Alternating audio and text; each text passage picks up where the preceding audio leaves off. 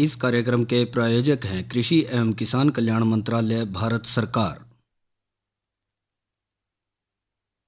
हर जोखिम से निकल कर फसल आए, सुरक्षित हो जाए। फसल बीमा से हर किसान अब आत्मनिर्भर हो जाए।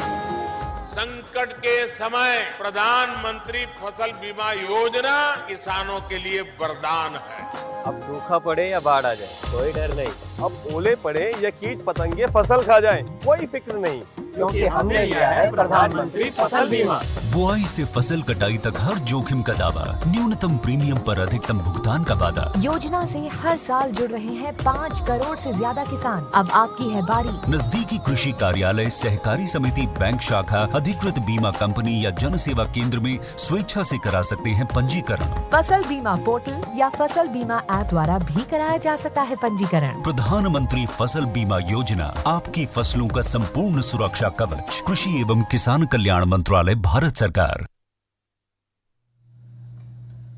किसानवाणी कार्यक्रम सुनने वाले सारे बहन भाइयों ने वीरेंद्र भाई की राम राम। किसान भाइयों, आज हम अपने कार्यक्रम में शुरुआत करेंगे एक भेंट वार्ता से, जिसमें सुनाएंगे एक भेंट वार्ता बेल वाली सब्जियों की बिजाई व अन्य देखभाल, डॉक्टर अश्विनी कुमार, पादप रोग विशेषज्ञ, कृषि विज्ञान केंद्र कुरुक्षेत्र से। इसके साथ साथ करेंगे मनोरंजन, साथ ही करेंगे और खेतीबाड़ी से लगते दूसरे समसामयिक विषयों के ऊपर चर्चा। पर इन सबसे पहले आओ सुने यह भेंट वार्ता बेल वाली सब्जियों की बिजाई व अन्य देखभाल, डॉक्टर अश्विनी कुमार से। बेल वाली सब्जियों की बिजाई और देखभाल, इस विषय पे जानकारी देने के लिए आज हमारे साथ उपस्थित हैं डॉक्टर अश्विनी कुमार। आप पादप रोग विशेषज्ञ हैं, चौधरी चरण सिंह हरियाणा कृषि विश्वविद्यालय हिसार के कृषि विज्ञान केंद्र कुरुक्षेत्र में कार्यरत हैं। डॉक्टर साहब, आपका कार्यक्रम में स्वागत है। हाँ, धन्यवाद धर्मवीर जी। डॉक्टर साहब, जानना चाहेंगे कि बेल वाली जो सब्जियां हैं वो कौन कौन सी हैं? बेल वाली जो प्रमुख सब्जियां जो भी मार्च में हमारे हरियाणा में लगती हैं, उनमें मुख्य रूप से घिया, तोरी, करेला, टिंडा, तरककड़ी और खीरे हैं जी। जी, तो डॉक्टर साहब, इनका जो सही समय है इनकी बिजाई का, तो इसके बारे में जानना चाहेंगे कि किसान भाइयों को कब इनकी बिजाई करनी चाहिए। इन 6 की 6 जो बेल वाली सब्जियां हैं, इनकी जो बिजाई है फरवरी के दूसरे पखवाड़े से लेकर पूरे मार्च तक का उपयुक्त समय होता है। जो ये समय चल रहा है अभी, ये इनकी बिजाई का उपयुक्त समय है, यानी मार्च का महीना। मार्च का महीना। तो डॉक्टर साहब, बात आती है कि बिजाई के लिए जब किसान भाई सोचेंगे तो सबसे पहले तो किस्मों की ही बात आती है कि घिया की जैसी बात की आपने, तो हम आपसे जानना चाहेंगे कि उन्नत किस्मों के बारे में बताएं कि जैसे घिया की किस्म है। घिया की जो हमारा कृषि विश्वविद्यालय है वो 2 किस्में हैं जी। जी, पूसा आपकी, इसमें पूसा लौंग और आपकी HGH25। जी, तो ये दोनों किस्में अच्छी हैं डॉक्टर साहब? दोनों, हाँ बिल्कुल। एक इसमें हाइब्रिड है ये जी, जो HKBH25, जी, ये हमारी हाइब्रिड किस्म है और हमारी यूनिवर्सिटी का अभी लेटेस्ट ये इसका ही अनुमोदन हुआ है, जो हरियाणा के अंदर अच्छी जो कृषि योग्य भूमि होती है, जिसमें दोमट मिट्टी और अच्छे जल का निकास जिसमें होता है, उसके अंदर ये बहुत बढ़िया होती है आपकी। तो अब चर्चा करेंगे डॉक्टर साहब तोरी की, कि जिन भाइयों को तोरी बीजनी है वो कौन सी उन्नत किस्में लें? तोरी की लोकल किस्में या हाइब्रिड किस्में ही ज़्यादा उन्नति होती हैं इसके अंदर जी। तो तोरी के अंदर है ना, पूसा चिकनी एक वैरायटी है जी। जी, ठीक है, वो काफ़ी अच्छी वैरायटी है हमारी तोरी के लिए। इसके बाद करेला ले लें जी। करेले के अंदर हमारा अगेन पूसा 2 मौसमी जी, ये हमारी करेले की उन्नत किस्म है जी। बाकी देसी करेले भी काफ़ी होते हैं। पंजाब की हमारा पंजाब झाड़ करेला है जी, वो काफ़ी अच्छा हमारा। अगर हम बात करें डॉक्टर साहब टिंडे की, तो टिंडे के बारे में हिसार टिंडा है जी 10 नंबर। हिसार टिंडा 10 नंबर HT 10 नंबर जी। ये हमारी टिंडे की अच्छी बहुत बढ़िया वो है जी, जिसको किसान भाई अभी मार्च के अंदर पूरे मार्च में अच्छी तरह लगा सकते हैं इसको। तो अब बात आती है डॉक्टर साहब तरककड़ी की, कि तरककड़ी की भी कोई किस्म है डॉक्टर साहब? तरककड़ी की है जी लखनऊ अर्ली और करनाल सिलेक्शन। और डॉक्टर साहब खीरे में वैसे तो झुकुनी लोग है ना हाइब्रिड ज़्यादा लगाते हैं, पॉली हाउस में भी इसको लगाते हैं जी। ठीक है, तो खीरे की अपने इलाके के हिसाब से जकुनी एक वैरायटी है। बाकी जो इसमें पॉली हाउस में लगाते हैं तो उनको जो हरियाणा जो बागवानी विभाग है वो भी कई बार सिफारिश करता है, लेकिन जुकुनी जो वैरायटी है वो इसकी काफ़ी अच्छी वैरायटी है खीरे की।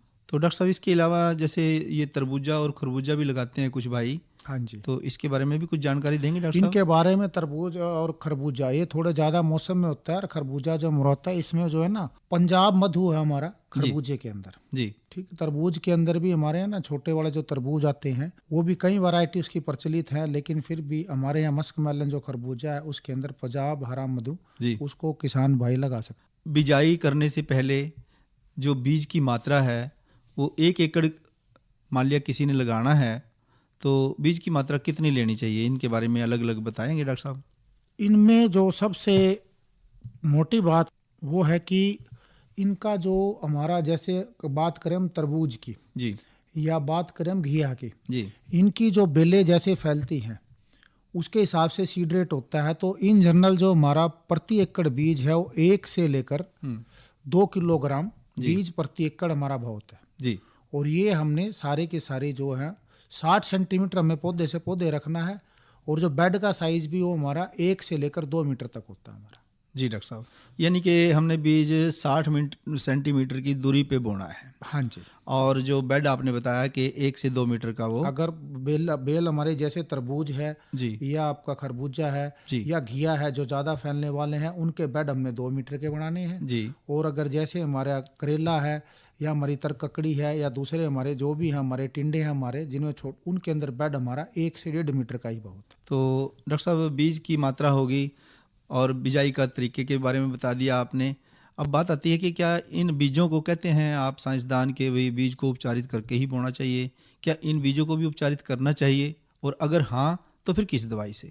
बिल्कुल, बीज के अंदर चाहे किसी फसल का, आज हम इस पे सब्जी वाली फसलों बेल वाली सब्जियों की बात करेंगे जी अगर बीज सबसे कम दवाई लगती है, जी सबसे कम हमारे ज़मीन को, वातावरण को, पानी को ख़राब करती है जी, और सबसे ज़्यादा फायदा करती है हमारा, सबसे ज़्यादा फायदा करती फायदा है करती है बीज उपचार। जी तो बीज उपचार के अंदर थायरम हमारी एक दवाई है जी जो हमारा भूमि जनित जितनी बीमारी आती हैं जिसके अंदर हमारा चाहे कोई जड़ गलन हो चाहे जड़ विगलन हो, उन दोनों को ही हमारी थायरम दवाई हमारी रोक देती है। इसमें अगर थायरम अवेलेबल नहीं होती है आपकी तो बेवेस्टिन कार्बेंडाजिम दवाई को 2 ग्राम प्रति किलो बीज के हिसाब से सूखा उपचार हम कर सकते हैं। यानी 2 ग्राम दवाई की मात्रा रहे और 1 किलो बीज रहे, 1 किलो बीज चाहे थायरम दवाई ले लें या बेवेस्टिन दवाई ले लें। बेवेस्टिन ले लें हमारे। इसके साथ ही रस चूसने वाले कीड़ों के लिए जी गाचो हमारी एक दवाई आती है इमिडाक्लोप्रिड, जी ठीक, उससे हम है ना पहले हम इसको फंजीसाइड से ट्रीट कर लेते हैं, बाद में हमारा इंसेक्टिसाइड से ट्रीट। तो 1 महीने तक जो रस चूसने वाले कीड़े हैं जिसके अंदर चेपा है या तेला है हमारा, उनसे हमारा बचाव रहता है बेल वाली सब्जियों का। यानी कि जो शुरुआती अवस्था है 1 महीने तक उसका बचाव रहेगा कि ये कीड़े जो हैं रस चूसने वाले ये फसल के नज़दीक नहीं आएंगे। तो डॉक्टर साहब इसके बाद आती है बात कि भी बिजाई होगी और उसके बाद आती है कि खादों का कैसे प्रबंधन करें, तो इसके बारे में और बताएं डॉक्टर साहब। इसमें सबसे पहले तो है ना जो हमारा कुरुक्षेत्र या हरियाणा की बात करें हम, हमारी ज़मीनों के अंदर जो ऑर्गेनिक कार्बन होता है, जैविक जो हमारा जो ह्यूमस जिसको बोलते हैं हमारा, वो बहुत कम हो गया। उसको बढ़ाने के लिए हमें ये जितनी भी 6 या 8 हमारी बेल वाली सब्जियां हैं, 6 टन गोबरी खाद, 2 साल पुरानी गोबरी खाद हमने डालनी चाहिए सबसे पहले तो जी। उसको अच्छी तरह ज़मीन में मिला के बुआई करने के बाद फिर हमें सुहागा लगा के फिर हमें बिजाई करनी चाहिए। जी डॉक्टर साहब। और इसके साथ ही हमारा अब हमारी बात है 3 जो हमारी मुख्य खाद्य हैं, नाइट्रोजन, फास्फोरस, पोटास। जी।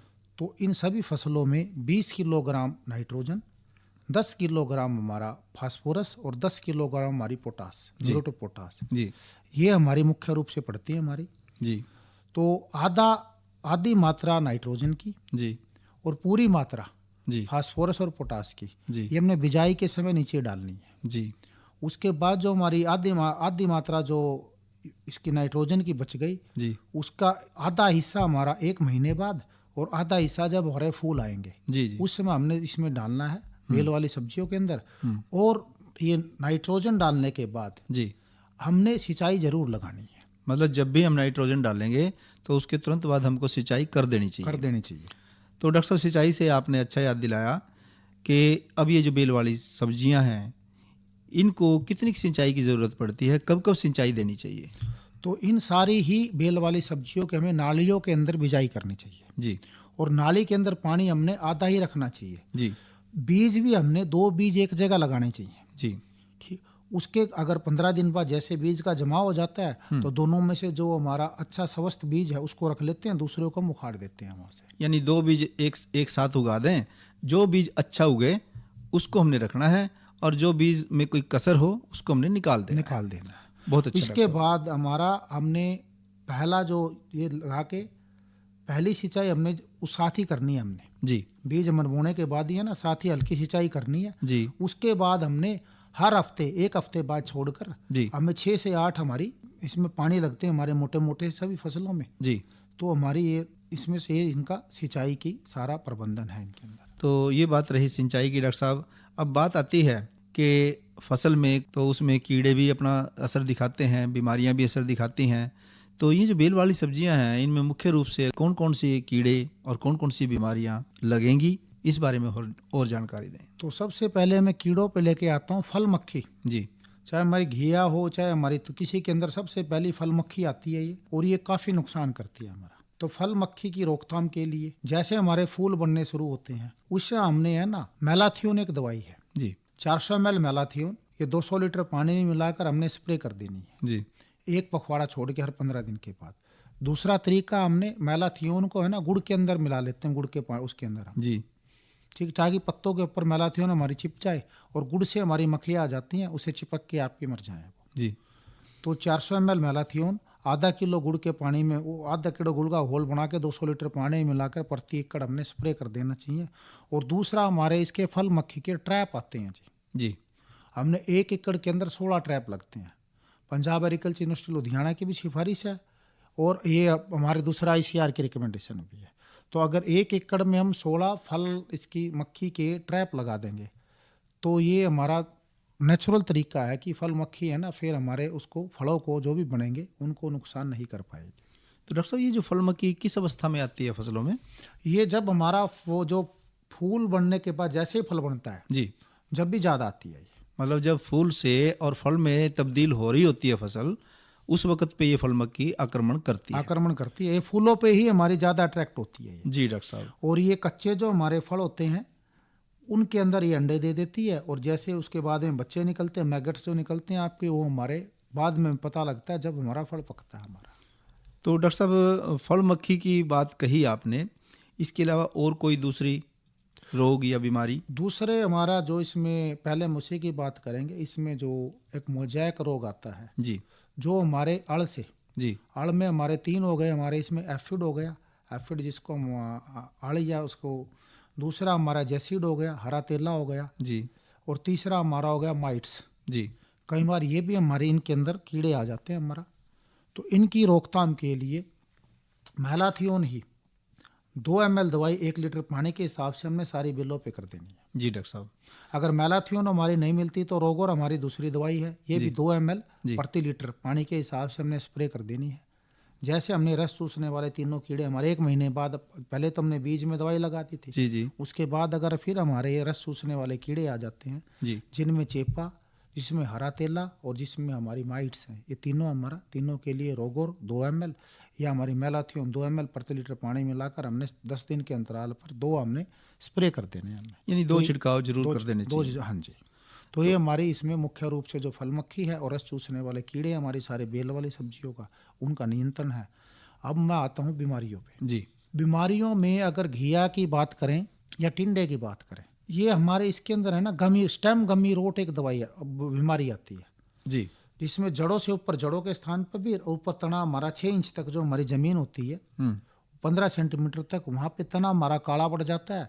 और तने के अंदर काला पड़ने के बाद हमारा पानी और उसकी जो इसके अंदर जो भोजन की जो है हमारी जो आवागमन है, नीचे से ऊपर पानी हमारा नीचे से ऊपर जाता, भोजन हमारा ऊपर से नीचे आता है, वो स्मूथ नहीं हो पाता। धीरे धीरे हमारी फसल पीली पड़ जाती है और उसके अंदर या तो फल या फूल नहीं बनते हैं तो कमज़ोर रह जाते हैं और अच्छे नहीं बनते हमारे। तो ये बीमारी जो बताई आपने डॉक्टर साहब, ये फफूंद की है या क्या बीमारी ये फफूंद की बीमारी है हमारा। और आजकल हरियाणा के अंदर ये बीमारी घिया के अंदर स्पेशली बहुत ज़्यादा बढ़ रही है हमारी। तो इस बीमारी का क्या इलाज करें डॉक्टर साहब? इसका इलाज जैसे हमने घिया की किसी भी बेल के अंदर नीचे से देख के हम पता लग जाता है हमारी फसल पीली पड़नी शुरू हो जाएगी वहाँ पे। जी। पीली पड़ रही है तो जड़ के आसपास या तने जो जड़ से आगे 6 इंच वाला 15 सेंटीमीटर वाला मैंने आपको तना बताया है, उसको ध्यान से चेक करें। वहाँ पे काले से रंग का फफूंद या सफ़ेद से रंग का, पानी ज़्यादा होगा, फसल ज़्यादा हरी भरी है तो सफ़ेद से रंग का झाड़ा आपको फफूंदी का रुई सी लगी मिलेगी जो बाद में काली हो जाती है, वो लगे आपको तो आपने 2 ग्राम वेवेस्टिन कार्बेंडाजिम हमारी दवाई है उसको 1 लीटर पानी में मिला के स्पॉट एप्लीकेशन करनी है आपने जहाँ जहाँ, यानी जहां है वहीं पर करना। वहीं पे करना, सबसे पहले उसको रोकना, फिर उसके आसपास की बेलों में हमने ये मोटा फुआरा कर कर हमने तने के साथ ज़मीन के अंदर हमने ये दवाई पहुँचानी है। हमने जो वेवेस्टिन दवाई है हमारी 2 ग्राम प्रति लीटर पानी के हिसाब से जी, तो ही हमारी ये, उसके बाद 0.1% का 1 ग्राम वेवेस्टिन का हम पूरी बेलों पे स्प्रे कर सकते हैं, लेकिन तने के साथ हमने इसका 0.1 से 0.2% का हमने, ज़्यादा बीमारी है तो 0.2% नहीं 0.1% का हमने इसकी स्पॉट एप्लीकेशन हमने करनी है आपने, ताकि इससे हमारा जो गमी रोट है, स्टेम गमी रोट है, उससे हमारी जो सारी ही बेल वाली जो हमारी सब्जियां हैं उनका बचाव हो सके। तो डॉक्टर साहब इसके अलावा और कोई बीमारी? दूसरा इसमें एंथ्रेक्नोज दूसरी बीमारी है, इसको पत्तों का बोलते हैं पत्तों का रोग, धब्बों का रोग या एंथ्रेक्नोज जी, ये भी हमारे लगभग सभी बेल वाली सब्जियों में आता है जी। अगर ये हमें बीमारी दिखाई दे तो उसमें हमने या तो ब्लाइटोक्स जी, ये 0.2% हमारी जी, कॉपर ऑक्सीक्लोराइड हमारी 2 ग्राम दवाई प्रति लीटर पानी के हिसाब से जी, हमने 200 लीटर पानी में घोल बनाकर प्रति एकड़ छिड़काव कर देना है। या दूसरा हमारी मैनकोजेब इंडोफिलम 45 दवाई है जी, ये भी हमारी 0.2 से 0.3 2 से 3 ग्राम दवाई जी, 200 लीटर पानी में मिला के 400 से 600 ग्राम दवाई प्रति एकड़ से अगर हम इसको स्प्रे कर देते हैं तो ये हमारे जो पत्तों के धब्बे का रोग है या एंथ्रेक्नोज है उसका हमारा सारी बेल वाली सब्जियों में निदान हो जाता है। और इसको 15 दिन के बाद हमने दूसरा स्प्रे फिर करना चाहिए। जी डॉक्टर साहब। इसके बाद तीसरा एक और बीमारी है हमारा powdery mildew. Powdery mildew, powdery mildew हमारी बीमारी है। ये बीमारी सब बेल वाली सब्जियों में आते हैं। जैसे हमारा मौसम सूखा रहेगा तो पाउडरी मिल्ड्यू आती है, ये सफ़ेद चूर्णी रोग भी कहते हैं इसको हम। तो ये आ जाए तो हमारा सल्फेक्स हमारी आती है जी, सल्फर है आपकी ये दवाई जी, सल्फर का 3 ग्राम दवाई प्रति लीटर पानी 1 लीटर पानी में घोल बना करके 600 ग्राम होगी हमारी 200 लीटर पानी प्रति एकड़ का स्प्रे कर देना चाहिए। जी, ठीक है। और इसको जो हमारा ब्लाइटोक्स है और इसको जो सल्फर है हमारी, ये हमने खरबूजे के अंदर नहीं डालनी है। इस बात को डॉक्टर साहब दोबारा दोहरा दें कि आपने बताया कि खरबूजे के अंदर ये दवाई इस्तेमाल नहीं करनी है हमारी। जी डॉक्टर साहब, ठीक है। वहाँ पे कैराथेनी दवाई हमारी जी। तो आप किसान भाइयों ने जो भी खरबूजे की खेती कर रहे हैं उन्होंने इसके लिए जो हमारी पाउडरी मिल्ड्यू दवाई है उसके लिए ब्लाइटोक्स या हमारी सल्फर इनको हमने नहीं डालना है, क्योंकि हमारे खरबूजे की जो किस्में हैं हाइब्रिड हैं, चाहे हमारे देसी किस्में हैं, वो सल्फर या इसके ब्लाइटोक्स के प्रति खरबूजे की स्पेशली सहनशील हैं। तो उनमें भी कई बार आपकी फसल में खरबूजे की फसल में नुकसान हो सकता है। तो वहाँ पे हमने कैराथेन हमारी दवाई है वो पॉइंट आपके 1 ग्राम 1 लीटर पानी के हिसाब से स्प्रे होती है, वहाँ हमने वही दवाई करनी है पाउडरी मिल्ड्यू से बचाव के लिए। किसान भाइयों को जो भी हमारी यूनिवर्सिटी की पैकेज ऑफ प्रैक्टिस है हमारी फल फूल सब्जी, उसके आधार पर हमारी जो ओपन पॉलिनेटेड हमारी उनकी तो खेती इसी के हिसाब से करनी चाहिए। लेकिन फिर भी आजकल बाज़ार के अंदर संकर किस्में हाइब्रिड किस्में अवेलेबल हैं।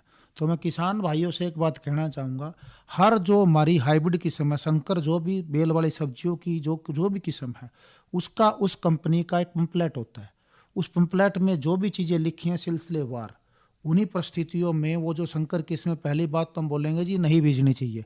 फिर भी अगर किसान भाई लगाते हैं तो ध्यानपूर्वक जो उनका पंपलेट है उस जो संकर किस्म का जो हमारा लीफलेट है उस कागज़ के हिसाब से ही हमने बीज की मात्रा, बीज उपचार, उसके अंदर फिर हमारा जो कीड़े बीमारी आती हैं उनका समाधान और किन परिस्थितियों में वो जो संकर किस्म है बेल वाली सब्जियों की वो ज़्यादा पैदावार देगी, उनका सिलसिलेवार तरीके से सूझबूझ से किसान भाई प्रयोग करेंगे, उपयोग करेंगे तो निश्चित रूप से वो बेल वाली सब्जियों की से अच्छी खेती कर पाएंगे और अच्छा मुनाफा कमा पाएंगे। आप ये कहना चाह रहे हैं कि तो डॉक्टर साहब आपने जानकारी दी, इस सब जानकारी के लिए धन्यवाद। धन्यवाद। सिलसिलेवार बड़े अच्छे ढंग से आपने समझा दिया। किसान भाई इस जानकारी से फ़ायदा उठाएंगे और अपनी फसलों की देखभाल में उनको मार्गदर्शन मिलेगा, ऐसी हमें उम्मीद है। आपने हमारे से बातचीत की, इस सब जानकारी देने के लिए और बातचीत के लिए आपका बहुत बहुत धन्यवाद। यह तो सुनी भैया ने बातचीत बेल सब्जियों की बिजाई व देखभाल पर डॉक्टर अश्विनी कुमार पादप रोग विशेषज्ञ कृषि विज्ञान केंद्र कुरुक्षेत्र से। इनसे बातचीत कर रहे थे धर्मवीर भाई। और इस भेंटवार्ता के बाद भाइयों करेंगे मनोरंजन, तो आओ सुनाए यो लोकगीत।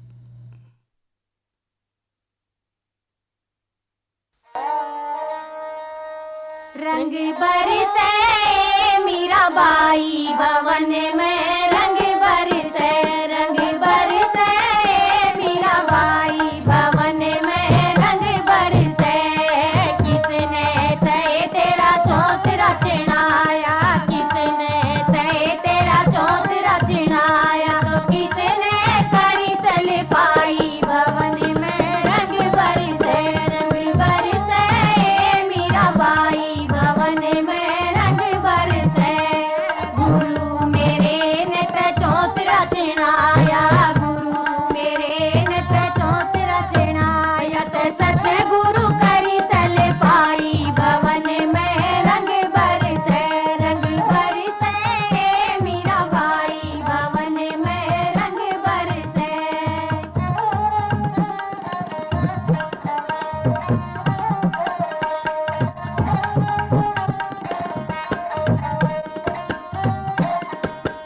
किसने तय तेरा पानी उठाया, किसने तय तेरा पानी उठाया, ते किसने मसल नवाई भवन में, रंग बरसे मीराबाई भवन में, रंग बरसे। गुरु मेरे ने ते पानी उठाया, गुरु मेरे ने ते पानी उठाया, तो सतगुरु मसल नवाई भवन में, रंग बरसे मीराबाई भवन में, रंग बरसे।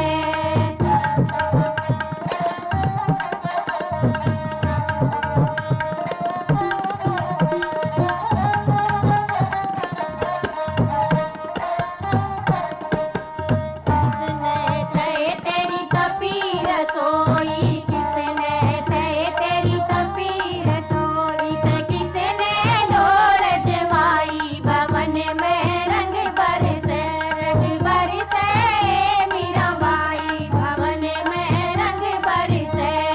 गुरु मेरे ने तो तपी रसोई, गुरु मेरे ने तो तपी रसोई, तो सतगुरु डोल जमाई भवन में, रंग बरसे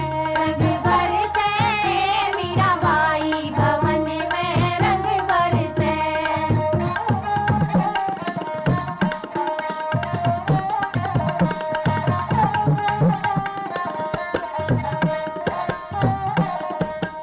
किसने तय तेरी सेज सजाई, किसने तय तेरी सेज सजाई, तो किसने स्वर्ग खनाई भवन में, रंग बरसे मीराबाई भवन में, रंग बरसे।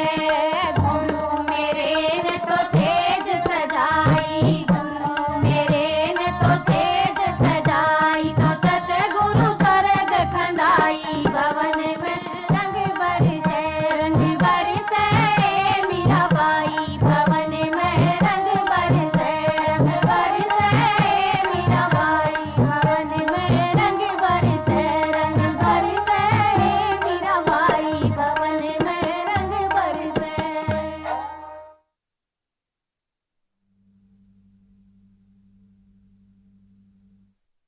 ये तो सुने भैया ने लोकगीत। और भाइयों अब करेंगे चर्चा मौसम की जानकारी पे। तो जहाँ तक आज के मौसम का सवाल रहा, आज तापमान रहा अधिकतम 37 डिग्री सेल्सियस और न्यूनतम तापमान रहा 20 डिग्री सेल्सियस, और हवा की गति रही 9 किलोमीटर प्रति घंटे की रफ्तार से हवाएं चली है। कल जो है अधिकतम तापमान 39 डिग्री सेल्सियस और न्यूनतम जो है 19 डिग्री सेल्सियस रहने की संभावना है।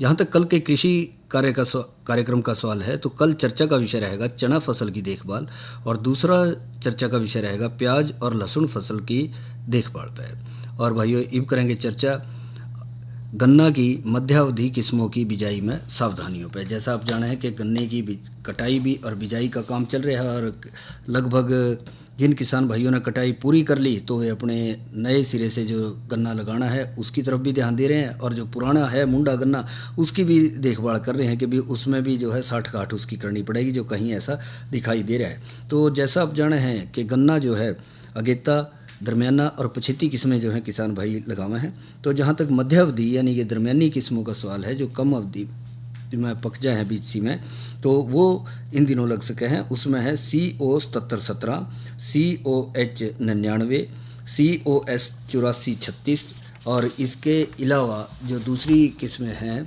वो है OH 119 जो है अनुमोदित किस्मा मानी गई है। COH 99 और COH 119 दो किस्मा जो है सारे प्रांत में जो है किसान भाई लगा सके हैं। और इसके साथ साथ ये भी देखा जा है कि इनमें से COH जो है एक बेहतर किस्म सिद्ध हुई है, और जो कि गिल्ला सूखा दोनों उठले है अच्छी तरह से, ये भी देखा गया। और एक COH 119 का गन्ना जो है वजन में थोड़ा भारी, ठोस और दरमियानी मोटाई लिए हुए भी दिखाया गया है, और मोडी भी जो है इसकी बढ़िया है। CO7717 जो है अच्छा फूट वाली, सीधी बढ़ने वाली, ना गिरने वाली और बहुत अच्छी मुंडे वाली किस्म मानी जाए है, और इसका गुड़ भी अच्छा बना है। और COS 8436 की छोटी पोरियां हैं, चौड़ी पत्तियां, कम बढ़वार है, और गन्ना मोटा और ठोस है। और इस तरह से जो है ये अच्छे उसमें बोस्क हैं, और इनसे जो पैदावार जो है 35, 28 या 32 या फिर 28 टन जो है प्रति किले तक मिल जाए। यहाँ तक बीज का चुनाव है तो अच्छे बीज का चुनाव करें, और लगभग 70,000 अंकों की प्रति किले के हिसाब से पूर्ति के लिए 2 अंकों की 35,000 और 3 अंकों वाली 23,000 पोरियों का इस्तेमाल कर सके हैं। और लगभग हर पोरी जो देखी जाए वो 30 से 40 सेंटीमीटर होनी चाहिए, और उसमें ध्यान रखें कि कोई गड़या सड़ा या कीड़ा वाला कोई गन्ना ना हो। साफ़ सुथरा बीज जो है वो लगावें, और पोरियों के टुकड़े बना के उनको जो है खेत में अच्छी तरह से लगा सकें। मोटे तौर पर ले तो 35 से 40 क्विंटल बीज जो है प्रति किले के हिसाब से इस्तेमाल कर सके हैं। एक बात का ध्यान रखें कि बिजाई से पहले जो है बीज का उपचार कर लें, जो डाइथेनेम 45 की 250 ग्राम मात्रा को 100 लीटर पानी में घोल लें, और जो पोरियां हैं गन्ने के बीज की वो 4 से 5 मिनट तक उसमें डुबो कर बाद में जो है उसको सूखे में सुखा के उसके बाद जो है उनको खेत में बिजाई उसका कर सकें। आजकल का समय बहुत बढ़िया चल रहा है, ज़्यादा पछेत ना करें, जो कि मध्यावधि किस्मों की बिजाई किसान भाई करना चाह रहे हैं, और खेत को अच्छी तरह से तैयार करके उसके अंदर इसकी बिजाई किसान भाई समय पर पूरी कर सकें हैं। तो इस कार्यक्रम के प्रायोजक थे कृषि एवं किसान कल्याण मंत्रालय, भारत सरकार। क्या कर रहा है? इधर इधर इधर हम बोल रहे हैं तेरे बीजू का। उतला बोल रहा है? हाँ, पक्षियों से तो हम खेत को बचा लेते हैं, पर इन घातक रसायनों से कैसे बचाएं? मतलब? देख बेटा, तू जो ये अंधाधुंध रसायन मिलाता है ना, मिट्टी की सेहत बिगड़ने लगी है, और जब माटी ही कमजोर पड़ जाएगी तो उपज कैसे सेहतमंद होगी? अरे पहले ऐसा नहीं था, पूछना अपने बड़े बुजुर्गों से, कैसे फसल लहलहाती थी, शुद्धता झलकती थी। हाँ, माटी भी तंदुरुस्त और लोग भी। अरे अब पहली वाली बात कहाँ? पर अब तो सब यही डाले हैं। सब नहीं, आज भी लाखों जागरूक किसान परंपरागत विधि से फसल उगा रहे हैं, खर्चा कम और उपज की कीमत भी बेहतर पा रहे हैं। सच है? रे बेटे, एक्सपीरियंस से बता रहे हैं, धूप में बाल सफेद नहीं किए हैं। हाँ। ठीक है भाई, मैं भी आज से जैविक खेती शुरू करूंगा। माटी से प्रेम की परंपरा है, परंपरागत खेती। इसी के साथ हमारे आज के किसान वाणी कार्यक्रम का समय समाप्त है। तो वीरेंद्र भाई ने इजाज़त दो। अच्छा भाइयों, राम राम।